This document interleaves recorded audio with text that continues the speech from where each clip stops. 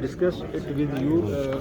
That's right. We looked at these. Yes. Yep. Yeah, and you said your first objective must be value addition of product. Okay? Yes. So, in this value addition, what we have to do is to improve quality milk. Yes. Then we have a traceability, launch new products, brands, and then we have go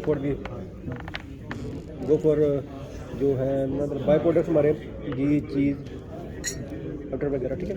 Then we have second objective we have improve efficiency.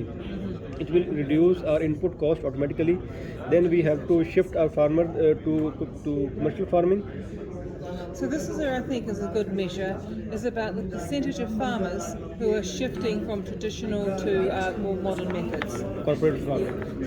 So the number of farmers adopting modern techniques. Yes, because that's quite a high level measure. But if you can see like year 1 it's this many, year 2 it's this many, you see it increasing. So it's like an increase in number of farmers adopting new methods. Exactly. Okay, so that would be a good one for that. Then we have third is genetically improved animals. It will help in a sense then farmers will have a bulk quantity milk. It will improve efficiency. It will lower our cost as well, and we have achieved our break even will be reduced. So this is the semen, right? Yes. Exactly. Okay. Then we have import semen as well, and we can also produce our local semen from the high yielder. So when you're bringing in the genetically improved animals, the farmers have to want them, right?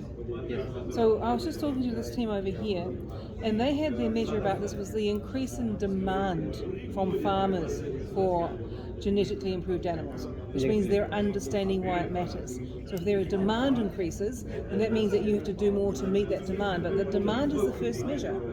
Because if they're asking for it, then you know the information that you're giving them. They know that having better animals works for them. So that's actually quite an interesting one. Demand is the first one.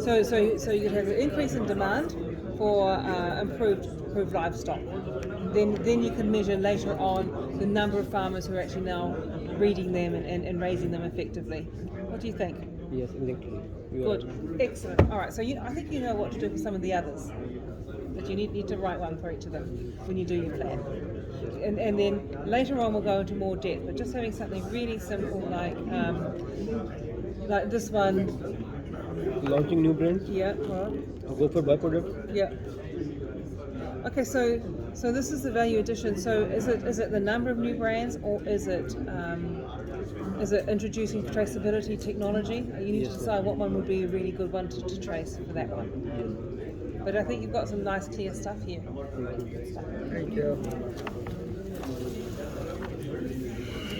Okay, so I can tell by the volume of things happening in this room that you're probably making progress on this. So, yes, so this is the final part, really, of your strategy on a page. We have an indicator for each one. Now the indicator can change for different years, or you change the target for different years, percentages or whatever. It's just to show you how you on your way. You're only measuring one half of it. You can't measure the whole lot.